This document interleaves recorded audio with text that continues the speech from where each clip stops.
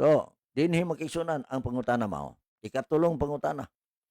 Kay kining Sunday in the New Testament nga topiko sa balaang kasulatan adunay more or less pito ka mga pangutana.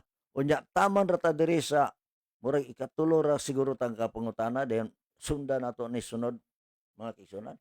Is there a text where Paul says a collection should be taken in the church on Sunday, the first day? Ha? Mo na pangutana karon mga kaigsunan. Do na ba?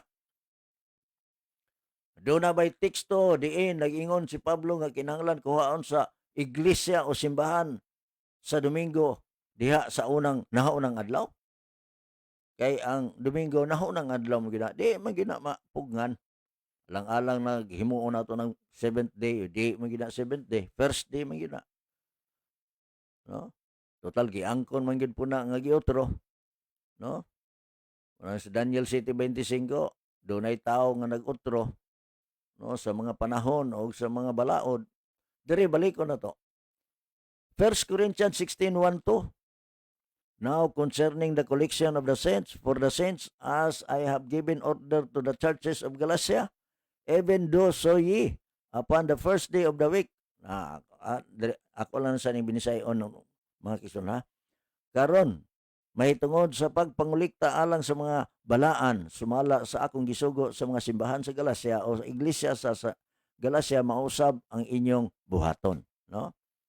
No?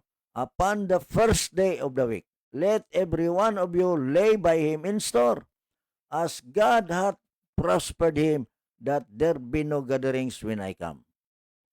And apan, pagsalop gihapon sa adlaw, first day of the week, no? Sa naunang adlaw sa semana, ang matag usa kaninyong magpahiluna sa iyang tipiganan, ingon sa gipauswag sa Dios kaniya aron walay panagtigom sa akong pagabot, no? So tan-awa ra gyud mga igsoon.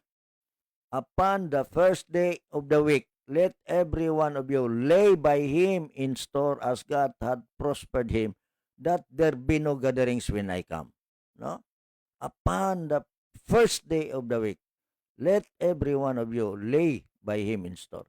Sato pa, sa pagsalop sa adlaw sa Sabado, mga kaisunan, ni anang Domingo, upon the first day, pagsugod man guna.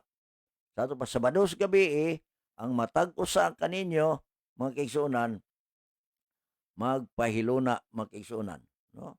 Sa iyang tipiganan. Ingon nga gipauswag sa Dios kaniya, aron ang panagtigom, mga kaisunan, wala na'y panagtigom sa pag-abot ni Pablo, mga kaisunan. Tanawa na. Sa ato pagiandam na daan, unya diha na ni anang Domingo mag-igsunan. Maura na'y text mga kaigsunan nga naghisgot og pangulikta mga kaigsunan sa adlaw nga Domingo o sa naunang adlaw nga Domingo, unya Sabado sa gabi pagyud na siya. Ha? Nakuha ninyo ang punto mga igsoon?